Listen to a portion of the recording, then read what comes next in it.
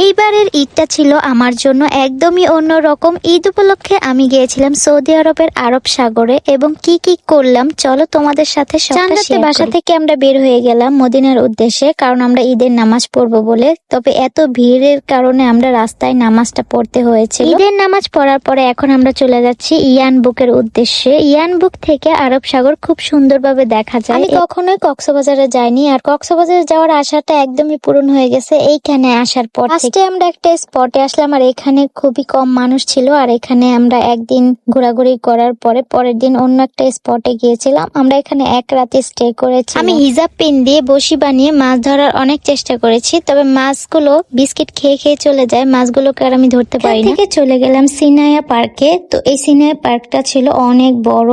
তো ঈদের পর দিন সবাই সমুদ্র উপভোগ করার জন্য এসেছিল আমাদের মতো। আমি ঘুরে ঘুরে দেখতেছিলাম, পার্কটা আসলে অনেক বেশি সুন্দর ছিল। তো যাই হোক, আমি এক পাশে বসে গেলাম, এখানে অনেকেই বসেছিল।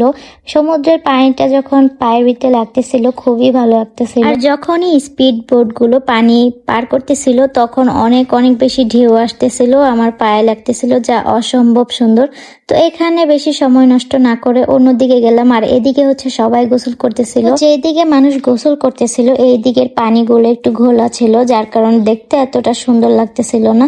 এখন হচ্ছে সূর্য ডোবার সময়, সবাই প্রস্তুত নিতেছে, ভিডিও করবে, ছবি তুলবে, কারণ এই সময় ছবি তুললে অনেক সুন্দর লাগে। তো আমি বসে বসে শুধু প্রকৃতি দেখতেছিলাম। আল্লাহর সৃষ্টি যে এত সুন্দর আমি না দেখলে বুঝতেই পারতাম না। আমার আসলে খুবই ভালো লাগতেছিল, যেহেতু আমি কক্সবাজারে যাইনি, তো আমার কক্সবাজারে ফিল হচ্ছিল। যতই পার্কে ঘোরাঘুরি করি না কেন, এই জায়গাটায় যেন আমার সবচেয়ে বেশি পছন্দ হয়ে গেছিল। তো ঘোরাঘুরি করে আমি আবার এখানে বসে গেলাম, আর সবাই ওদিকে ছবি তুলতেছিল, ভিডিও করতেছিল। আর ইয়ানবুকে 2 দিন ঘোরাঘুরি করার পর আমরা ওমরার উদ্দেশ্যে রওনা দিয়ে দিব বিকাল হলেই।